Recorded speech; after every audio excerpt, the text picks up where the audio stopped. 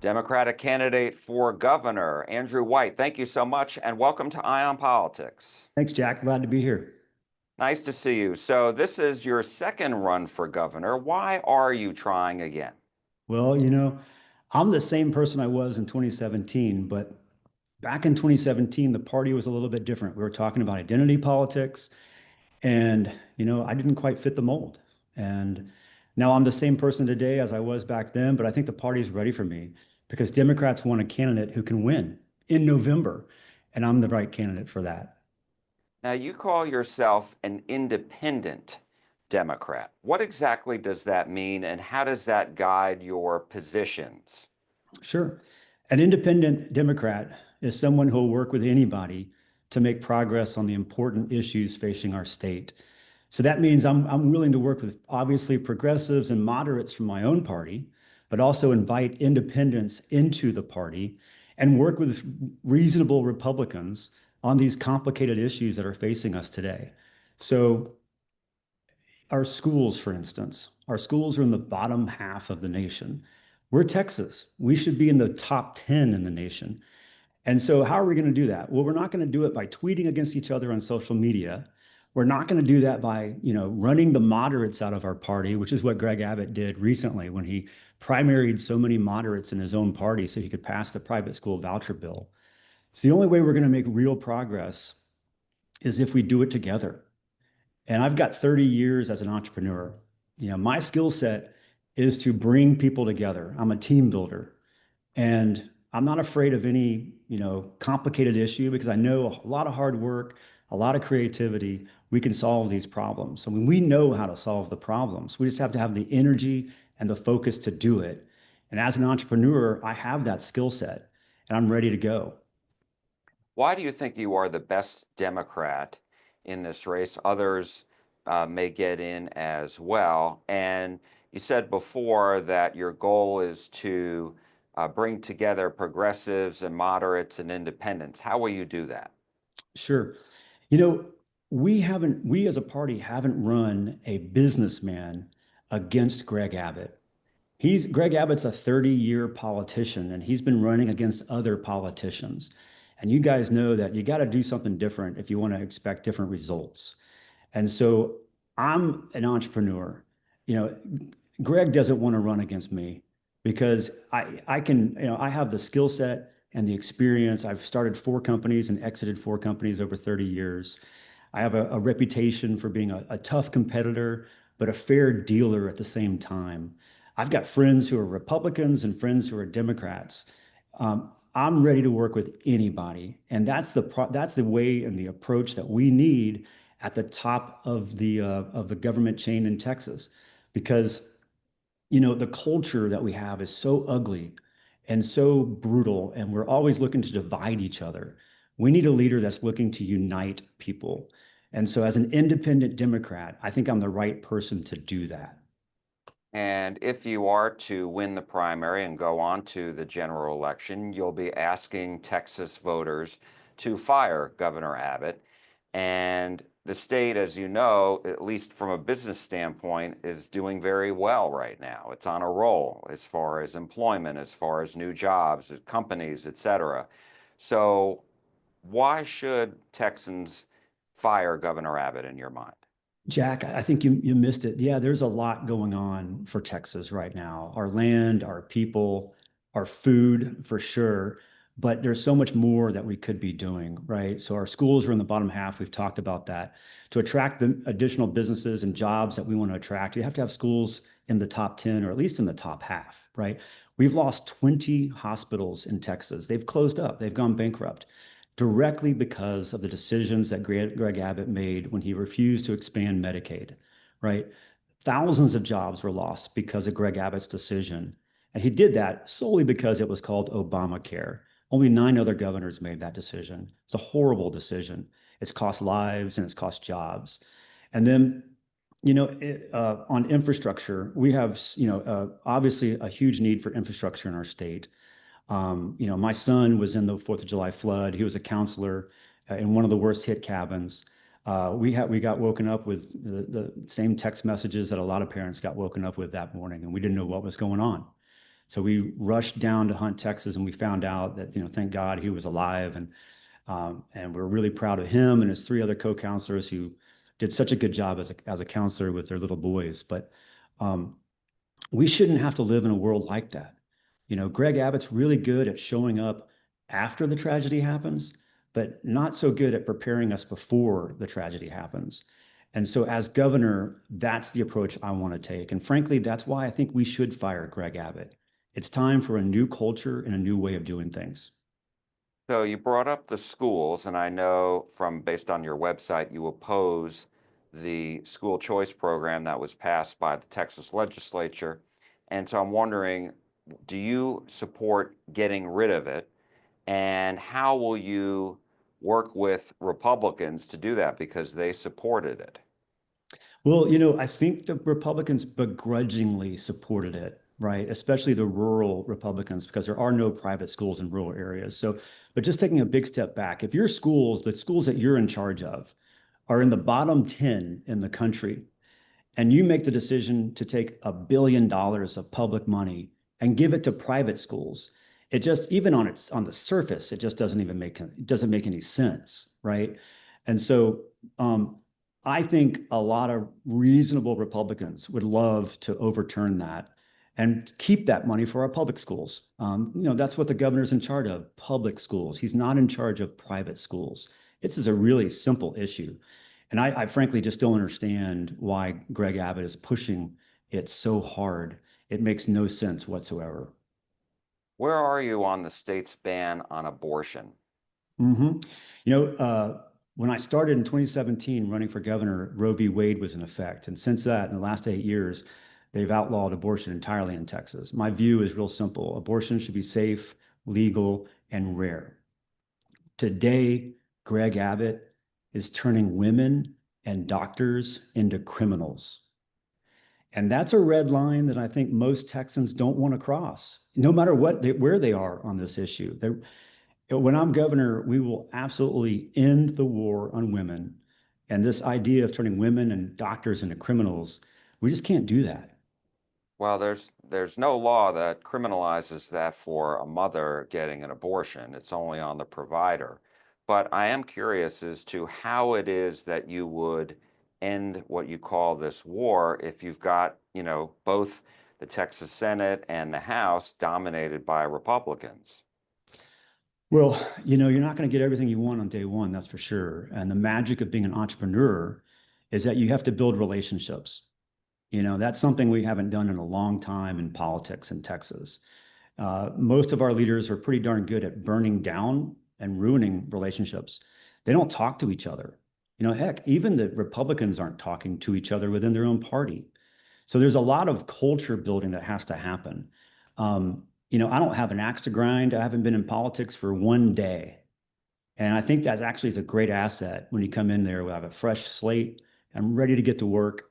And like I said before, I'll be ready to work with reasonable Republicans and Democrats and just to get things done.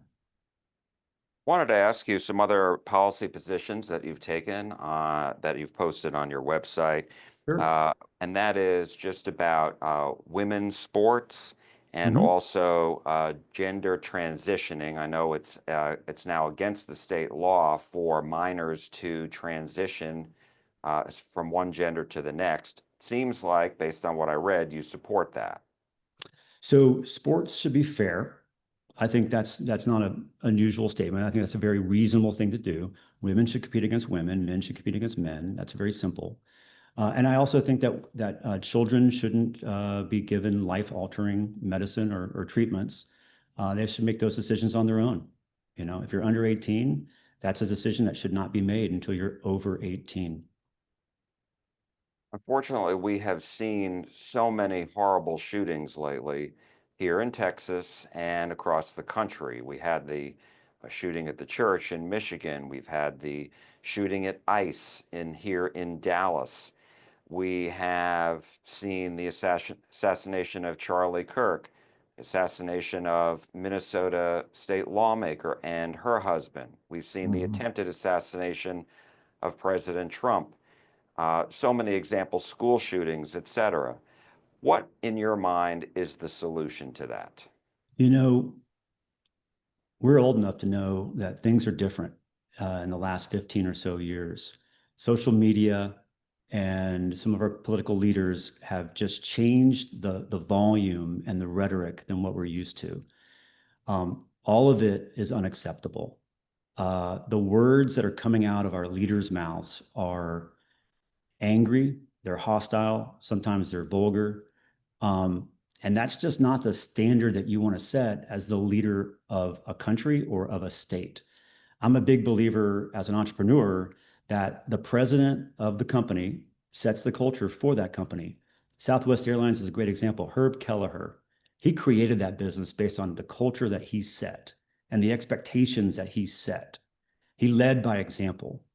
We need a governor who will lead by example. And it doesn't take much time to look at our governor's Twitter feed or whatever they call it these days, right? X, to see that he's promoting hostility and anger. He's not working to unite us. And that's a basic fundamental difference between Greg Abbott and Andrew White. When I'm governor, I will work to unite us. The words are important, the actions are just as important as well. Whether it's the left or the right making these accusations, it has to stop on both sides. It's really gotten out of control. And we just need to get back to the way we used to do things, which is we'd roll up our sleeves, we'd meet face to face, and we'd solve our problems. Does Texas do a good enough job of keeping guns out of the wrong people's hands? I don't think so. I support 2A. I own guns myself. My dad taught me very clearly how to keep a gun safe, but also how to use a gun and enjoy it. So those two things can coexist because it's coexisting with me, and I think it coexists with so many Texans who enjoy hunting, who enjoy target practice and other things. It's also they are healthy and sometimes necessary for protection, right? So, but the important thing is we need to add some common sense gun safety laws. There should be a waiting period before you buy a gun. You Well, there know, is federally. there is for certain guns. There shouldn't be any loopholes, right, between having a background check to buy a gun. And you obviously, you can go to a gun show and not get a background check to avoid having so you can buy a gun without a background check. We got to close the obvious loopholes. Um, So you're talking about closing the loophole for private gun sales. Correct. Correct. So there's work that needs to be done. There's also you can buy equipment offline or off the website where you can turn a semi-automatic weapon into an automatic weapon. There's just a lot that needs to be looked at in this space, and I'm not afraid to do it. I don't work for the gun lobby, but at the same time, like I said, enjoy using guns. But there's just a lot that we can do in this area to keep our Texans safer and our schools safer, our people safer, without taking away anyone's right to enjoy a gun. And do you support raising the age for people to buy a gun? I know Democrats in the legislature had tried back in the 2023 session to do that. It didn't go anywhere in the House or the Senate. So do you support that, red flag laws, et cetera? Sure. I think you should be 21 years old before you can buy a beer and before you can buy a gun. That seems very commonsensical to me. I would make an exception, though, if you're in the military or if you're a law enforcement officer and you're 19 or 20 years old, absolutely make an exception for that. But if you can't buy a beer until you're 21, you shouldn't be able to buy, a rifle until you're 21. Let's talk a little bit about border security. Sure. And the state, as you know, has spent billions of dollars of its own money on this. This past session, they approved spending $3.5 billion on border security efforts. What's your thought on that? So interestingly, I've owned a border security business for 30 years. It's a technology solution that keeps people safe. If they're hiding in the back of an 18-wheeler, it obviously gets very hot. And it's useful for locating people hiding either crossing the border or into other high secure facilities like nuclear facilities or military facilities. There are ways to secure our border besides just throwing money at it. And Greg Abbott, you mentioned spending an additional 3 billion, but prior to that, he spent 11 or 12 billion on the border. Now, at the end of the day, this is a federal issue, not a state issue. Our tax dollars should be spent on state issues, not on federal issues. We know why Greg Abbott's doing this. We know he wants to get on Fox News and it looks good for him, but it costs us billions of dollars, right? Now, Greg likes to talk about how he cares about the federal debt and all that kind of stuff, but last a few months ago, he was hat in hand up in Congress trying to get reimbursed for that 11 or 12 billion that he spent on border security. So much for trying to save money for the federal government. Well, Uh, do you support the state's efforts to get that money back or no? Well, at this point, I'd like to get the money back. I'm not an idiot, right? I mean, it's money spent, and if we can get it back, it's good for the state. But we shouldn't have spent it that well and that way in the first place. There's smarter ways to help the federal government secure our borders. The first thing you can do is you can advocate. You can talk to the legislators, the congressmen, the president, and bring the resources, the federal resources down into the state and lead it that way without having to bring our own resources to the problem. I do think it's important that we do have a secure border. I want to be clear about that, but it's just not the state's job. So you're failing in schools, you're failing in hospitals, and you're failing in infrastructure. So how do you answer that? By spending billions of dollars on border security? It just, you can't be everything to everybody. You have to focus on what's important. And unfortunately, the border war became a culture war more than anything else. And we've seen what happens when something becomes a culture war. It's about getting on Fox News. It's about, the political decisions around it. It's not about the real everyday, keeping the everyday Texans safer.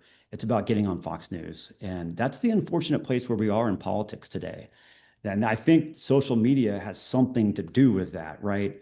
And he's catering to the extremists in his own party, and it's really, frankly, not doing us any good, for everyday Texans. Just a couple more questions, and I appreciate your Yeah, time. sure. You said you support ranked choice voting. Uh, Yes. for what offices specifically, not statewide, right?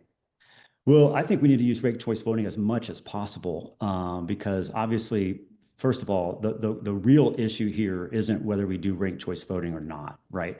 The real issue here is that 70% of voters in November didn't vote in March. And if there's one message I want to get out to people watching this show right now, is that if we want to end extremism in Texas and in our country, it's very easy and very clear. We have to vote twice. You have to vote in the primary, and then you have to vote in the general. Right now, if a fraction of those 70% of voters who don't show up in the primary, if a fraction of them decide to do so, these are moderates, these are independents. They can change the course of history. And so I frankly don't care if you vote in the Democratic primary or the Republican primary. Just vote in a primary because you're going to bring balance to the process. And all of a sudden, you'll watch as these extremists like Greg Abbott, Dan Patrick, and Ken Paxton, when one of those guys loses a primary, all of a sudden, the rest of them will follow. And all of a sudden, they'll become moderates. They'll become, authentic, balanced leaders magically, because we started voting in a primary. That's the way to fix this. Ranked choice voting is a piece of the puzzle, but the real heart of it has to go, we have to vote in a primary. And so you support that for primaries, the political primaries. Yes, that's correct. In the primary, there's other things we can do as well, right? We obviously need independent commissions for redistricting. Politicians should not be trusted to do their own redistricting. What just happened recently with Greg Abbott, sort of following the orders of Donald Trump, and in between the normal 10-year cadence, deciding that we're going to magically just redistrict, so we can grab a few more Republican seats. I mean, that's the epitome of what we should not be doing, right? We're a democracy. We need to follow a really clear and obvious set of rules. We're supposed to do that every 10 years. We obviously didn't do that. So independent redistricting is high on the list of what needs to happen, to reform our democracy and to protect it. And my last question to you is just getting back to if you are to make it out of the primary, you win the primary and you are in the general election, how will you go about beating Governor Abbott? He may have $100 million in his campaign war chest. Everybody knows him. You will have to reintroduce yourself statewide, which is always a challenge in a big state like Texas. So, how will you go about beating him? what do you think the key will be? Sure. You know what? As a 30-year entrepreneur, I am not intimidated by Greg Abbott. He's got 30 years as a politician. That's not a great record. He has a record of dividing us.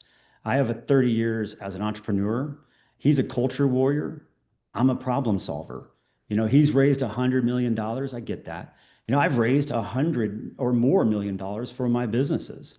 So people have invested behind me and behind my ideas in the past as well. I think the message that I'm sending is a message that's timely, and whether you're a Democrat or a Republican, we're getting the feedback that this message is important, that we're tired of Greg Abbott's culture wars. We want a governor who will focus on the things that matter: schools, hospitals, and infrastructure. So that's the message. We will get it out. The good news is I'm a brand new empty nester, so I've got nothing but time. I'm going to spend a lot of time visiting Texans all over the state, and we're going to spread that message. I know it resonates. I've already heard from enough people. I got a message just today from a lifelong Republican. He said, "Here's my cell phone number. I heard what Greg Abbott said on the day after the July 4th floods, and I heard that he was basically worshiping Donald Trump." This man, a lifelong Republican, said, "I will never vote for Greg Abbott again. You've got my support." That's how we win this race. We bring progressives and moderates together. We invite independents into our party to expand our base, and we take as many reasonable Republicans as we can get so that we can beat Greg Abbott this November. That's all that matters. Democratic candidate for Texas Governor Andrew White, thank you so much. We Yeah, thanks, appreciate guys. it. Appreciate it.